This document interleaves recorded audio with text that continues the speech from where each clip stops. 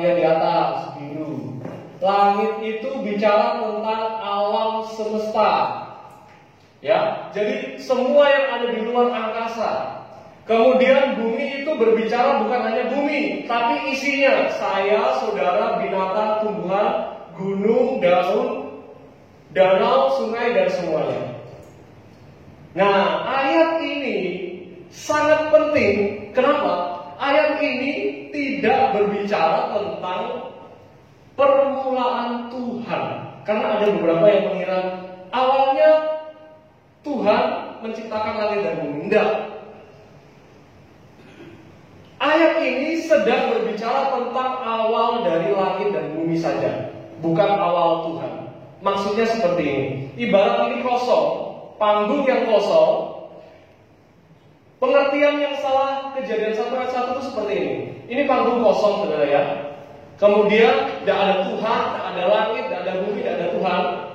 Awalnya tidak. Kemudian Tuhan itu muncul dan menciptakan langit bumi. Perhatikan ya sekali lagi. Ini panggung kosong, tidak ada apa-apa, tidak ada langit, tidak ada bumi, tidak ada Tuhan. Awalnya, paling awal.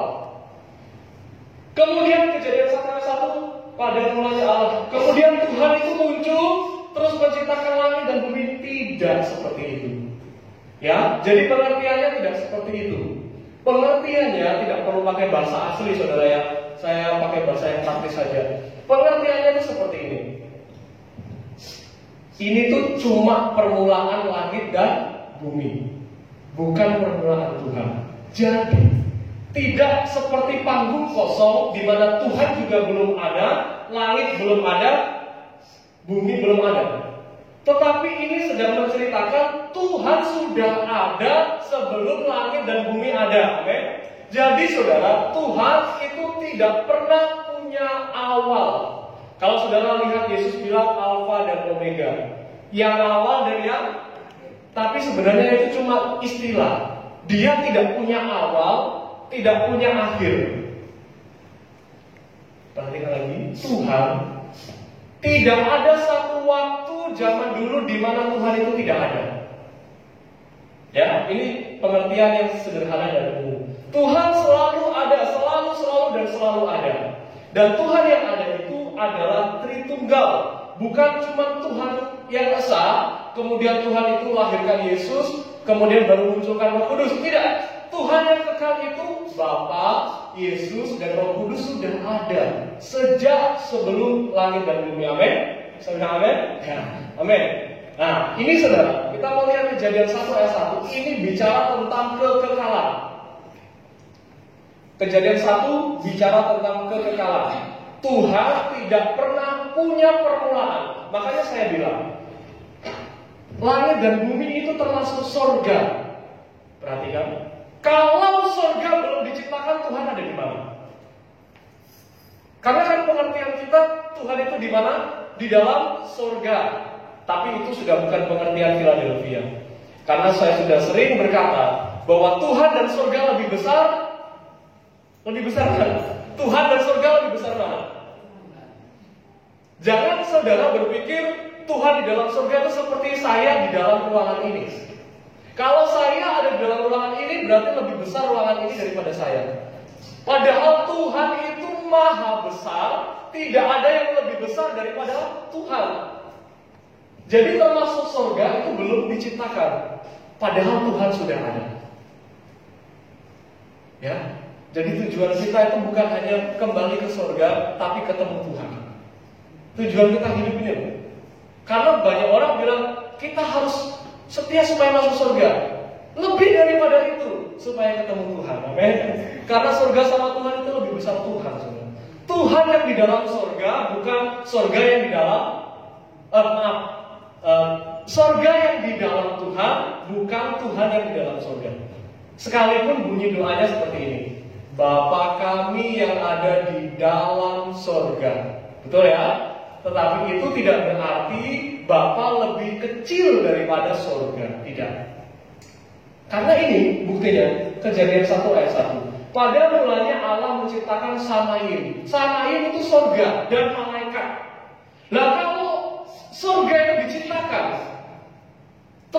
sebelum surga diciptakan gimana? Ya Tuhan juga ono ya pas surga ono bisa.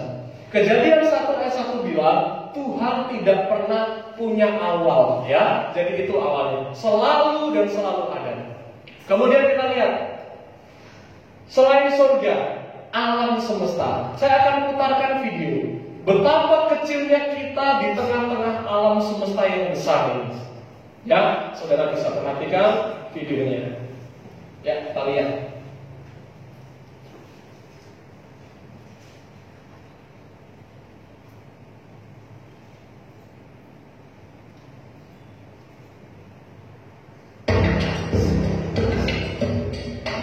Nah, ini pada mulanya Allah menciptakan langit. Nah, ini langit ya.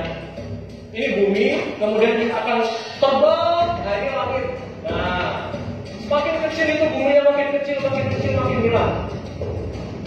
Betapa luasnya langit. Loh, ya. Matahari itu kecil.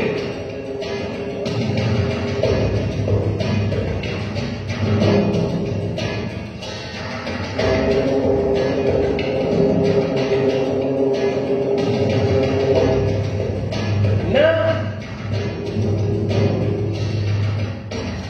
saya yakin beberapa ilmuwan sependapat dengan gambar ini, sekalipun ini tidak akan pernah bisa difoto manusia.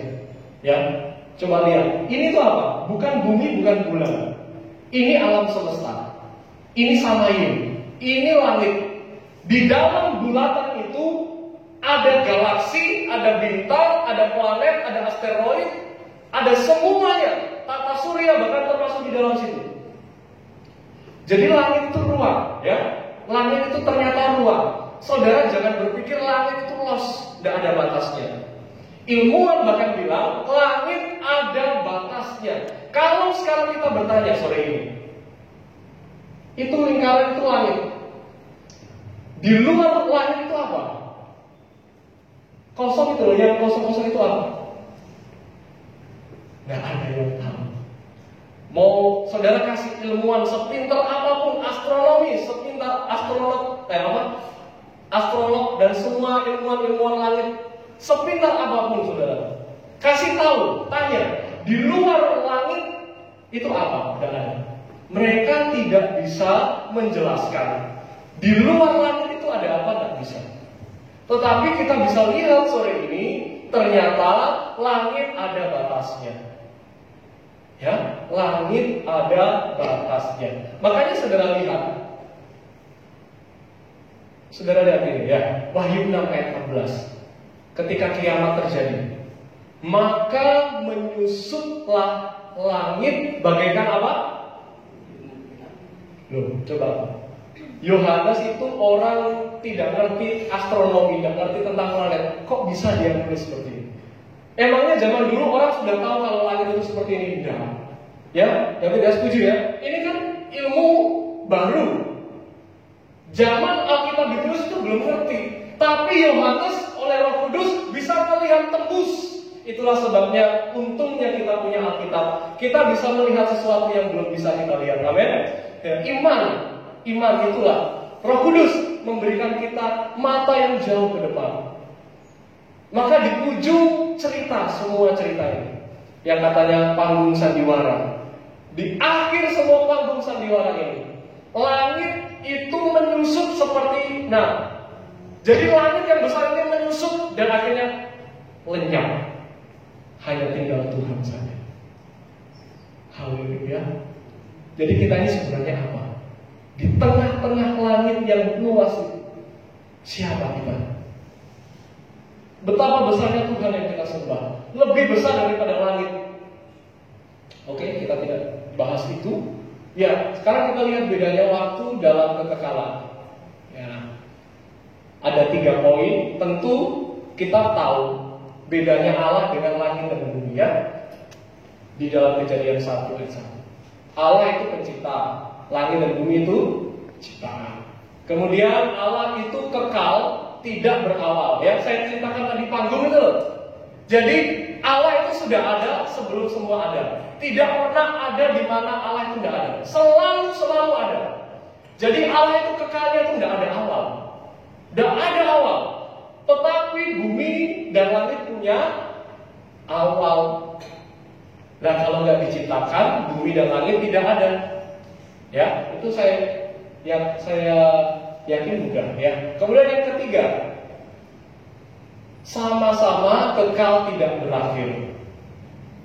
Jadi tidak ada awal. Kalau bumi langit ada awal, tapi di poin yang ketiga sama-sama tidak ada akhirnya. Loh, katanya kiamat. Nah, itu kan akhir, tunggu dulu ya. Kita akan satu persatu. Katanya kiamat, katanya langit dan bumi akan menyusut. Kita lihat ya. Seharusnya Kejadian 1 ayat 1. Waktu Allah ciptakan langit dan bumi,